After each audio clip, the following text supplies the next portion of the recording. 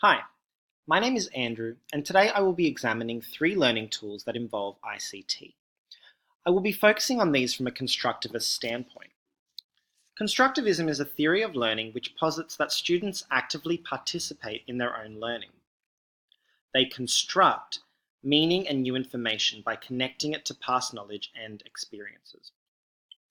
According to Duchesne and McMaw, this theory suggests that learners are self-regulated and values social interaction in the learning process. It promotes discovery and project or problem-based learning in the classroom. With that in mind, let's have a look at some ICT learning tools. So the first one we're going to look at is Memrise.com. Now this is a fantastic platform for students to engage with what may possibly be the most arduous aspect of learning any skill or topic, and that is memorizing facts and learning definitions. This is a crucial stage of the learning process because often we need to remember the key elements of a topic in order for us to move up to the higher levels of understanding and applying this knowledge. This concept is the basis of Bloom's taxonomy, where remembering is the first step before understanding and applying. So learning a bunch of facts outside of their context can be hard, as it can be too abstract, and here is where Memrise.com can help. It provides a variety of interesting and interactive activities that can help students memorize important knowledge so that they can apply to their subjects. So as you can see, what you do is you place the information on the left here, and then the definition of it goes on the right. So I've got a crotchet here, and it is a note that is 1 beat. And then there are different memorize activities you could do. There is multiple choice, matching, and flashcard. One approach, for example, would be for the teacher to set up a table herself, like so, and give it to the students as an activity to do on their own. This can be seen as what Vygotsky would call scaffolding, where the teacher is providing the amount of information necessary for the student to fill in the gaps. And this is where those gaps are filled. The student is given part of the information and must provide the rest of it with varying levels of hints. Furthermore, the different modes of multiple choice, matching, and flashcard provide 3 levels of hint giving, and this differentiates for a wider range of learning needs. In fact, students can level up by going from one mode to another over time. And the teacher can get the student to go through and fill in their own tables as well. And the fact that it is interactive in this way gives the process a sense of fun and engagement, as opposed to the transmission approach of simply describing and writing definitions and expecting students to copy them down and magically digest all the information.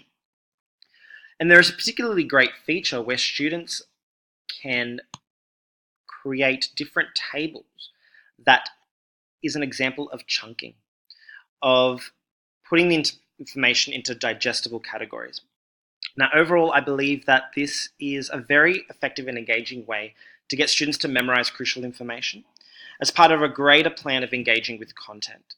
In terms of ICT safety, the main ways to link to the quizzes you make to social media is through these buttons here. And there is an option of creating an account. Now, the teacher would need to be very mindful about how they monitor the use so that students aren't sharing private information or making themselves vulnerable.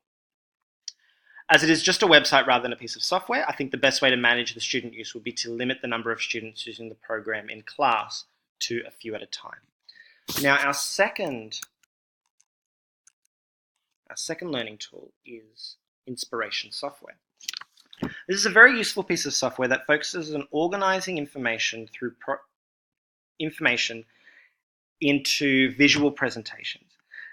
These are described by the website as graphic organizers, and they include concept maps, mind maps, webs, plots and graphs, and others.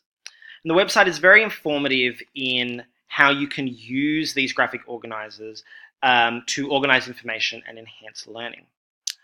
For example, the page on concept mapping tells you exactly what a concept map is and how you can use it in class. And this is very informative for teachers looking to use this method as part of their pedagogy.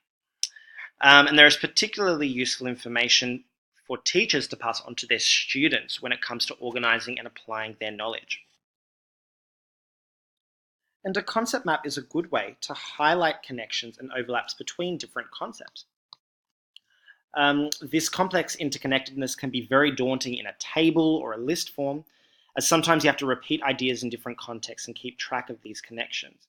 But constructing a concept map can provide a powerful visual aid that instantly displays these connections in an easier and more engaging way. Going back to that constructivist approach, this program has the potential to put the student at the center of the learning process.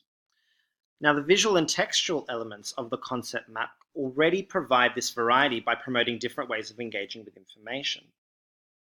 And so by using the visual aspect of it, you are differentiating for students who might think about these things in a way that prefers something more visual rather than just writing something out.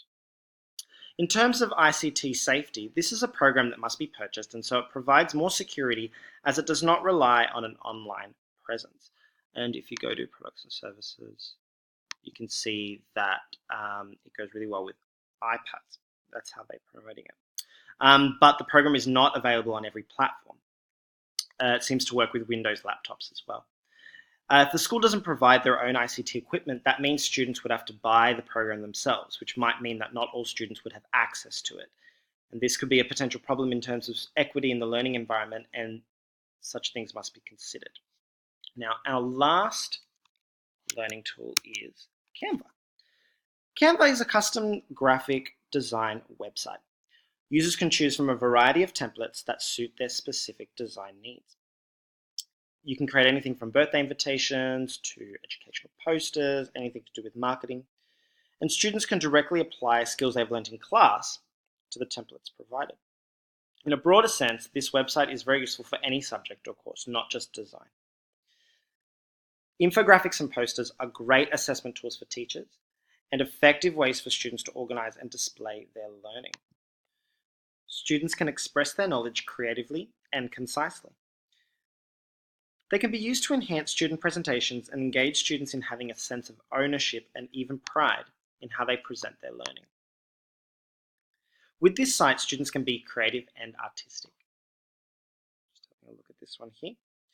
This kind of learning encourages students to focus on a particular project or assignment that requires them to conduct research and build upon their knowledge in order to complete the work. And a creative poster or design is a fantastic way to collate this research and knowledge to present their findings. In terms of learner diversity, the interface is very user-friendly and caters for varying levels of ICT skill by providing both templates and customizable options. In regards to safe use, the website requires you to sign in using Google, Facebook, and an email address. For in-class use, this would need to be monitored. Students would need to use their school accounts, and teacher observation would be key. However, this can be used at home as well for assignments as such. Thank you very much. This concludes my evaluation of 3 great ICT learning resources.